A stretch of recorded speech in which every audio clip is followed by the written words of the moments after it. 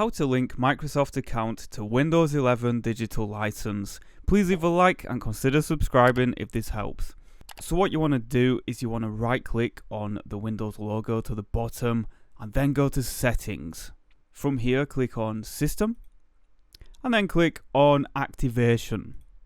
Now as you can see, my activation state says Windows is activated with a digital license, but it doesn't mention how it's linked to my Microsoft account. So the most common fix is to click on your user to the top left. For many people it will say local account.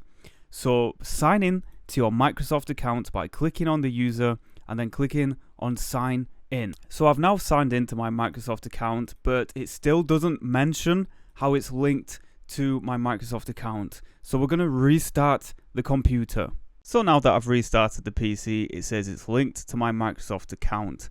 If this is not working for whatever reason, then it might be something to do with your digital license. If your license is an OEM license, it might be because you've changed hardware recently, such as buying a new PC or changing your motherboard. If that's the case, you can click the troubleshooter button. There should be an option around here that will say troubleshoot Windows license. This is if your license is not linking at all and it's not activating.